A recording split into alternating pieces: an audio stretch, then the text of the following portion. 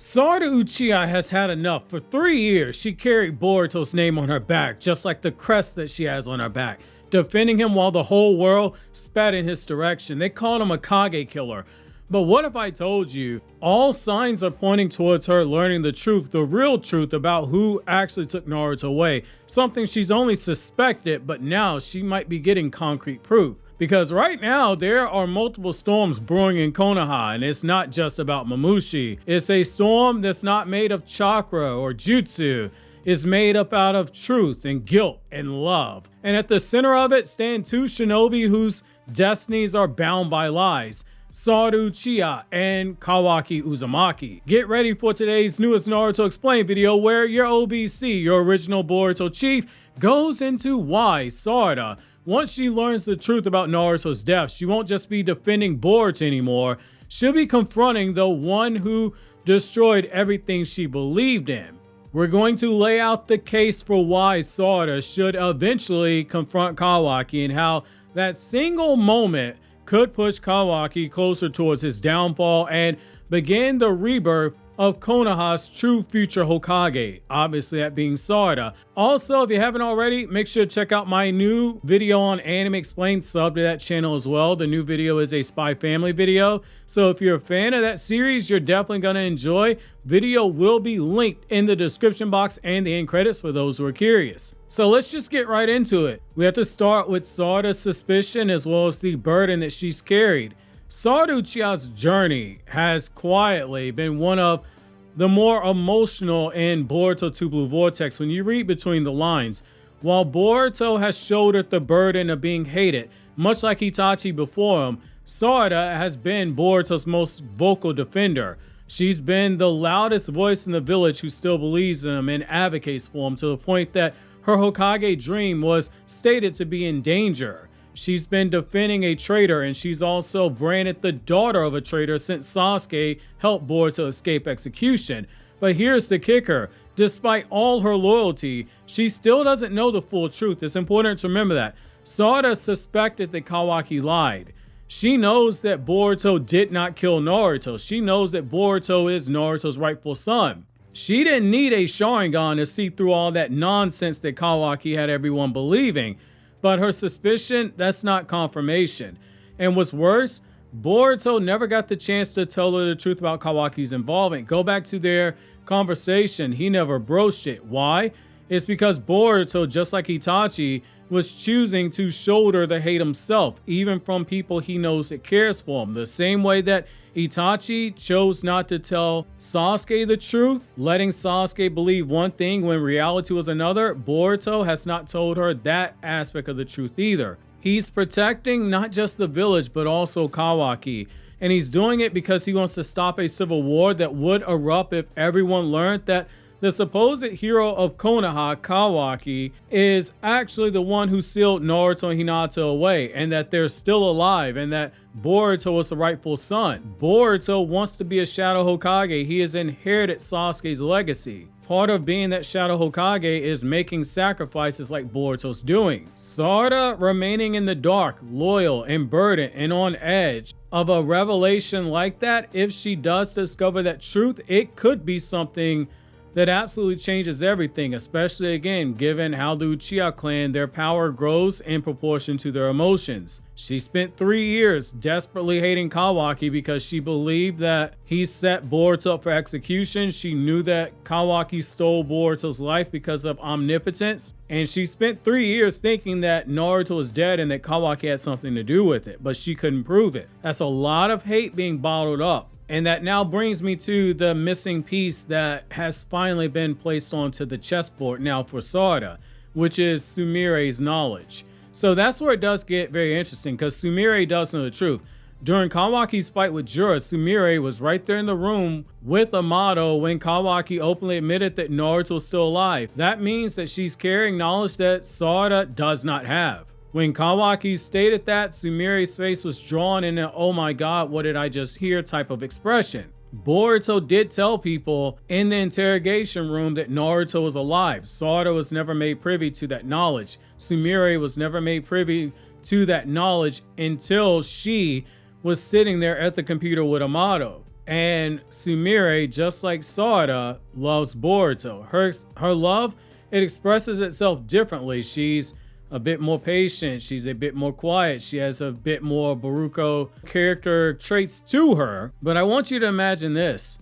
During that rare calm moment in Konoha, perhaps after everything with Mamushi has been taken care of, Sarada and Sumire, they're going to talk again, especially when Sarada learns, hey, yeah, you upgraded Boruto's sword.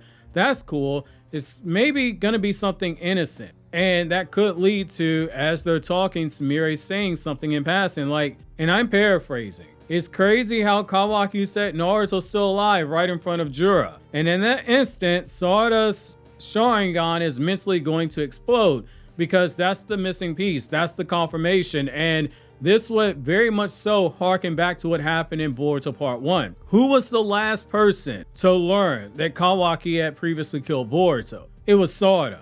Sumire found out before she did, because Sumire was in the room when Naruto told Kawaki that he forgave him after Kawaki said, I killed your son, why don't you hate me? And we saw what happened last time when Sarada heard this information. She went straight to confront Kawaki. She refused to allow Boruto to shoulder that burden alone. I don't think it's crazy to say that she might do it again. And that brings me to why Sarada is likely gonna confront Kawaki, or rather why she should confront Kawaki now. So now that you would have Sarada theoretically in a confirmation, not necessarily a suspicion, she's gonna act. And that's completely in character for her. Sarada is not a passive character. She's empathetic, but she's also decisive. She's a perfect blend of Sakura's willpower and Sasuke's emotional clarity and logical perspective. Much like her father, when she stands firm on her convictions, she does not waver. She already once stood up to Kawaki once, calling him out for the hypocrisy in the Hokage office when he was making the case about Boruto working with Code. Sarada got up in his face and directly said, I'm not gonna let you do what you want with this village. Kawaki pushed back in that moment and Shikamaru had to say, go get a room. This time it could lead to the gloves coming off. This isn't about deferring philosophies anymore. Instead, this is completely personal. Naruto was more than a Hokage to her. Naruto was her hero. She was a man that she quite literally said she wished had been her father at one point. She felt that deep love for Naruto the same way that Kawaki did. Only the difference is that she didn't become completely obsessed the way that Kawaki did. But again, Kawaki, due to the nature of how he was raised, it makes complete sense. For her to learn that Kawaki, the boy that Naruto loved like a son, took in like a son, and tried to change, was the one who took him away, that's not something Sarada will ignore. Because again, up until now, she's only had suspicion. She's never had confirmation.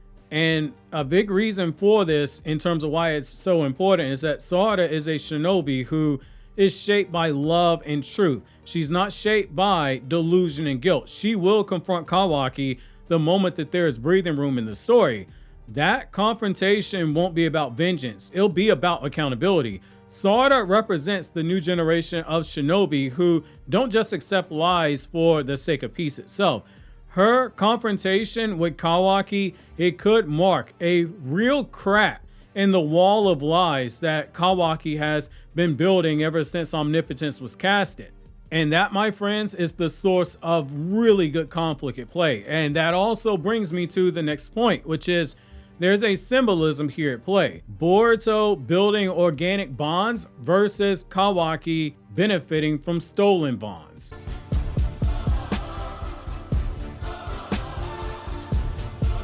So this is really, truly a thematic masterpiece and beauty at play here. Boruto and Kawaki represent two sides of inherited legacy. Boruto's bonds, they are earned. They were forged through trust and forgiveness and love and all this shared experiences. Kawaki's bonds, they're basically stolen. They were created artificially because of omnipotence, because everyone's memories were rewritten, and Kawaki has to suffer knowing that when people are saying all this messed up stuff about Boruto, they're really saying it about him to his face, and they don't even realize it. So when Sarada, someone who resisted that illusion, confronts Kawaki, it symbolizes the power of real connection versus fabricated loyalty.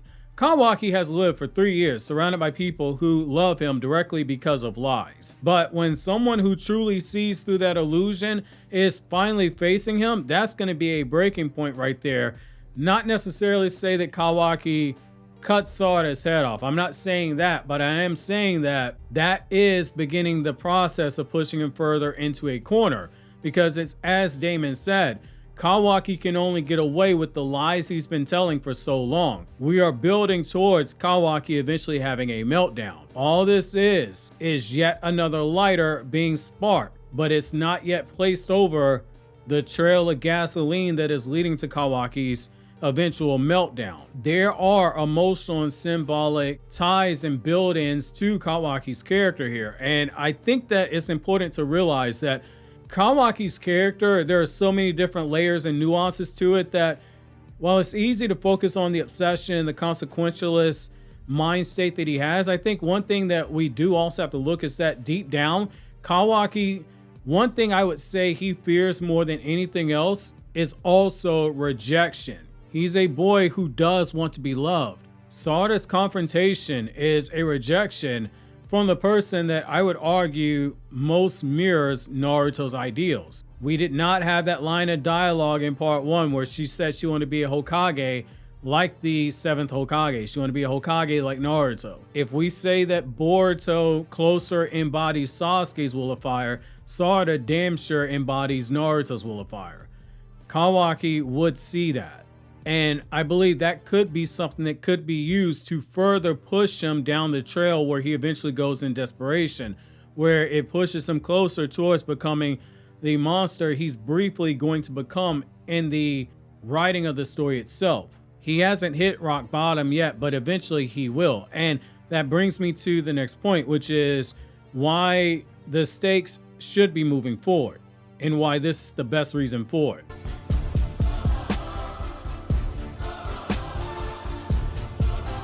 So the timing of this confrontation, whenever, if ever it happens, that's the key.